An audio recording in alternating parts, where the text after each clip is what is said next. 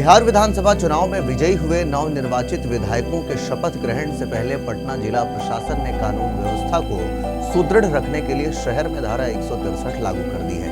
यह आदेश 1 दिसंबर से 5 दिसंबर तक प्रभावी रहेगा। प्रशासन का मानना है कि शपथ ग्रहण कार्यक्रम के दौरान किसी भी तरह की अव्यवस्था, भीड़-भाड़ या सुरक्षा संबंधी खतरे को रोकने के लिए यह कदम आवश्यक है। धारा 163 लागू होने के बाद शहर के कई संवेदनशील इलाकों में भीड़ इकट्ठा होने, धरना प्रदर्शन करने और जुलूस निकालने पर रोक लगा दी गई है। आदेश के मुताबिक 5 या उससे अधिक लोगों को एक जगह पर जमा होना प्रतिबंध रहेगा।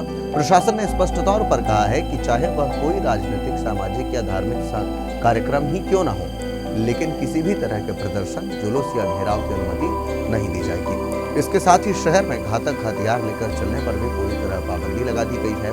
इसमें आग्नेयास्त्र, गोला बारूद, बम, फरसा, भाला, गड़ासा, चाकू जैसे हथियार शामिल हैं। प्रशासन ने यह भी कहा कि बिना अनुमति लाउड स्पीकर का उपयोग भी नहीं किया जा सकेगा, ताकि अनावश्यक शोरगुल और अफरा तफरी की स्थिति न बने।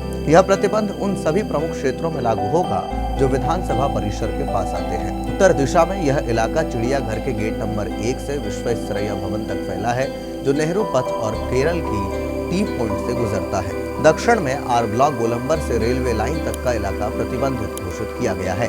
पश्चिम में चितकोहरा गोलंबर से वेटनरी कॉलेज तक और पूर्व में कोतवाली टी पॉइंट, बुद्ध मार्ग होते हुए पटना जीपीओ गोलंबर तक का क्षेत्र आदेश के दायरे में आएगा। हालांकि इस आदेश में कुछ आवश्यक सेवाओं और अधिकृत व्यक्तियों के लिए छूट भी दी गई है।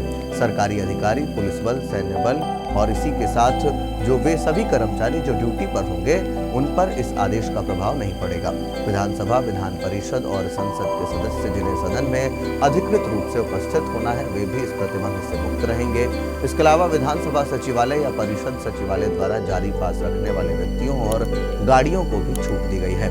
सरकारी वाहनों और विधानसभा, विधान परिषद द्वारा पास प्राप्त वाहनों पर भी यह प्रतिबंध लागू नहीं होगी। प्रशासनिक सूत्र बताते हैं कि यह कदम मुख्य रूप से विधानसभा शपथ ग्रहण प्रक्रिया को बाधा रहित रखने के उद्देश्य से उठाया गया है, क्योंकि शपथ ग्रहण के दौरान भारी भीड़, राजनीतिक गतिविधियों का बढ़ना और सुरक्षा संबंधी चुनौतियां आम होती हैं। गौरतलब है कि इस बार के विधानसभा चुनाव में भाजपा नीतीश की एनडीए गठबंधन ने सबसे बड़ी जीत दर्ज करते हुए 202 सीटों पर कब्जा किया है, जबकि राजद की जो महागठबंधन है उसको 35 सीटें और अन्य दलों को 6 सीटें मिली हैं। नवनिर्वाचित विधायकों को 1 या 2 दिसंबर तक अपने पद की शपथ दिलाई जाएगी। प्रशासन का कहना है कि शपथ ग्रहण पूरी तरह शांतिपूर्ण और व्यवस्थित तरीके से संपन्न हो। इसके लिए सुरक्षा व्यवस्था खड़ी की गई है और धारा 163 को सख्ती से लागू किया जाएगा।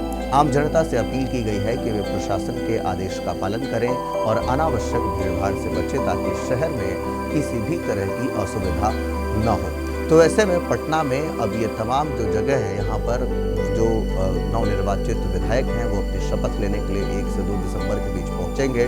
उस दरमियान लगातार धारा 163 लागू रहेगी। इसको लेकर के आप क्या कुछ सोचते हैं, कमेंट बॉक्स में अपनी राय जरूर दें। तब तक के लिए दीजिए इजाजत। धन्यवाद।